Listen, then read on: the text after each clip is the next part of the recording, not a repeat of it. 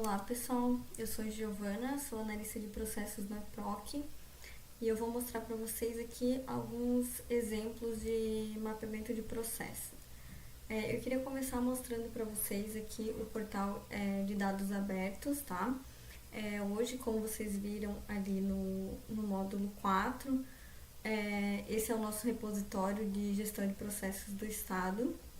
Então, aqui dentro do site, no dados.sc.gov.br, em organizações, a gente tem aqui o EPROC, e aqui a gente encontra 35 conjuntos de dados. Cada um desses conjuntos de dados é um processo que foi melhorado e mapeado utilizando o ciclo de gestão de processos, que vocês viram lá no módulo 4 também.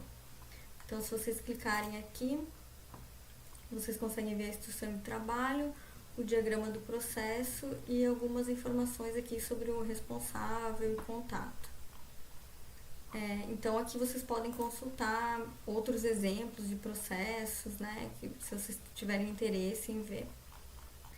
Eu vou começar mostrando para vocês, então, um macro processo. Se vocês estiverem lembrados, lá no módulo 3, a arquitetura de processos é dividida em macroprocessos, processo, subprocesso e assim sucessivamente. Então, eu vou começar aqui mostrando para vocês o macroprocesso de aquisições e contratações. Esse é um macroprocesso de sustentação dentro da cadeia de valor do governo do estado de Santa Catarina. Ele está dentro da gestão de bens e serviços. Do ponto de vista da anotação, o que nós podemos observar aqui então? Apesar de ele ser um macroprocesso, ele é regido pelas mesmas regras e boas práticas, né, da notação BPMN. Então, vai ter um evento de início e um evento de fim, ou ao menos um evento de início e um evento de fim. Todos os subprocessos, né, porque aqui, como é um macroprocesso, nós não temos atividades, nós temos subprocessos, né, que é esse retângulo com as bordas arredondadas, com esse símbolo de mais, representa um subprocesso condensado. Então, todos eles estão conectados através dos conectores de fluxo de sequência. E sempre que eu tiver um gateway, esse conector vai ter uma descrição do das opções, né? Das opções de fluxo a ser seguido. Então, podem observar que sempre no gateway vai ter uma descrição para você poder, no momento da leitura desse diagrama, você saber para qual caminho você vai seguir através dessa descrição que tem aqui. Bem, com relação à anotação, era isso que eu tinha para destacar aqui nesse macroprocesso.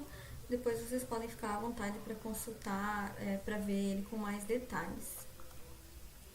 Então, vamos para o próximo aqui que eu selecionei, que é o processo cadastrar movimento do dia.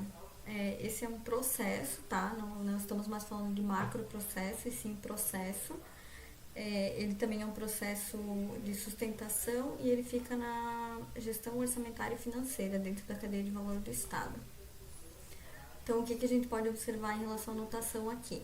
No lado esquerdo, a gente tem o nome do processo e aqui também o setor onde ele ocorre.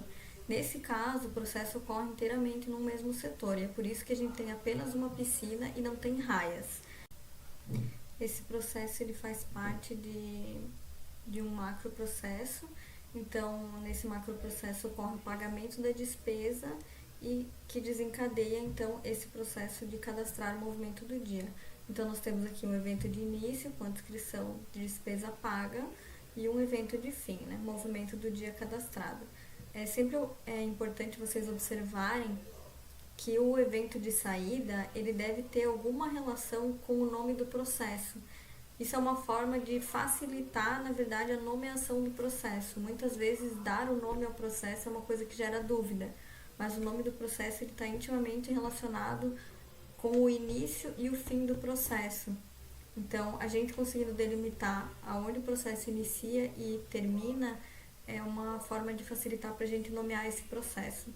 Muitas vezes a gente nomeia um processo de uma forma muito ampla e depois no momento de fazer o mapeamento dele a gente percebe que aquele nome está abrangente demais. Então não tem problema nenhum, né? Você começa o trabalho nomeando o processo de uma forma e depois acaba alterando porque percebe que aquilo não estava adequado. Então, o que a gente pode observar aqui? É um processo simples, né? Como eu falei, ele não tem raias, são poucas atividades, mas a gente tem aqui os gateways, sempre acompanhado da descrição. Aqui nesse caso, apenas um dos conectores tá com a descrição, porque dessa forma, um sendo essa descrita, o outro é o caminho padrão, então não tem necessidade de colocar a descrição nos dois. Aqui são dois gateways exclusivos, então o processo só segue por um desses caminhos, né? Ele nunca vai seguir os dois ao mesmo tempo, tanto esse gateway quanto esse, que é essa nomenclatura do X no gateway.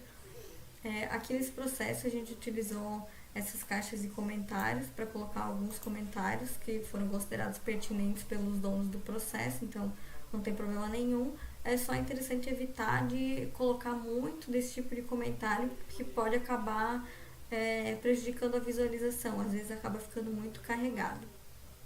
Então, como eu disse, é um processo bem simples. Eu vou aumentar um pouquinho a complexidade do processo agora no nosso próximo exemplo. O processo que eu vou mostrar para vocês agora é o avaliar bem imóvel. Esse processo não está publicado lá no portal de dados abertos ainda, tá? Ele não está finalizado ainda, o ciclo não foi completado. Mas eu quis trazer para mostrar aqui para vocês, porque ele tem esse gateway inclusivo, que não é tão comum de ser utilizado, tá? Ele costuma aparecer em mapeamentos mais complexos. Mas aqui vocês já podem observar que a gente já tem duas raias, né? O processo ocorre, ele passa por dois setores da CEA, então por isso que são duas raias e não duas piscinas, pois está dentro da mesma organização, né?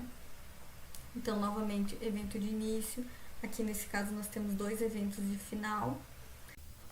Eu queria destacar aqui para vocês esse gateway inclusivo. Se vocês lembrarem lá do material, o gateway inclusivo, ele determina que o processo poderá seguir um ou mais caminhos. Então, aqui nesse caso, nós temos dois caminhos. O processo pode seguir ambos os caminhos, seguir apenas o caminho 1 ou seguir apenas o caminho 2.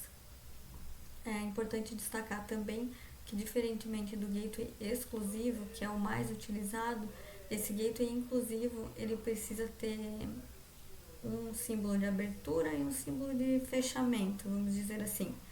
Então, você inicia o gateway aqui, realizadas as condições, seja seguir um ou ambos os caminhos, você tem que fechá-lo após esses caminhos, ok?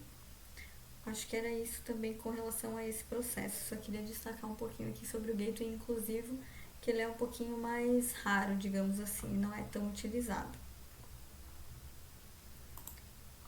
Agora, a seguir, então, nós vamos ver um processo de conceder pensão por deficiência mental severa. É um processo já um pouquinho mais longo e ele foi dividido aqui em duas piscinas e uma dessas piscinas possui duas raias. Por que ele foi dividido dessa forma? Essa primeira piscina aqui, ela representa o solicitante desse processo. Então, foi colocado uma piscina separada para ter um maior destaque, pois são atividades que são realizadas fora da organização. Então, aqui é feita uma solicitação e o processo é encaminhado aqui para dentro da organização. E dentro dessa organização ele passa por dois setores e por isso nós temos duas raias. Vocês podem observar que quando o processo passa de uma piscina para outra, o fluxo de sequência utilizado é esse pontilhado. Isso aqui, por ser uma coisa da notação, você não consegue colocar uma linha que não seja pontilhada aqui, ligando uma piscina à outra.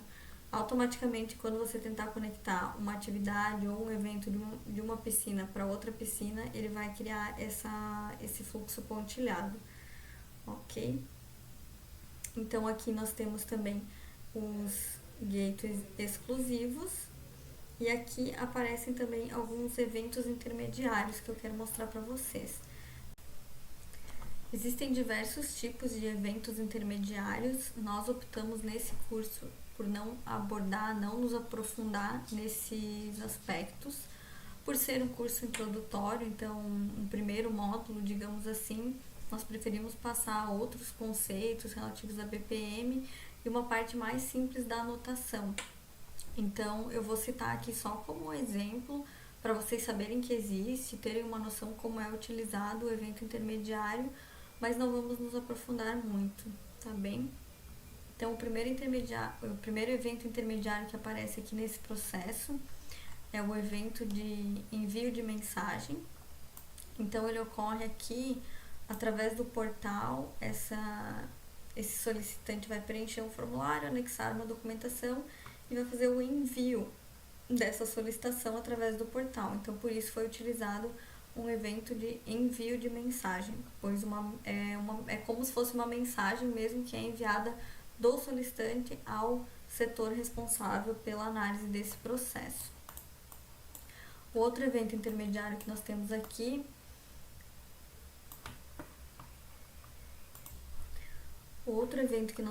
nesse processo é um evento condicional, e ele faz com que o processo pause até que uma condição seja atendida.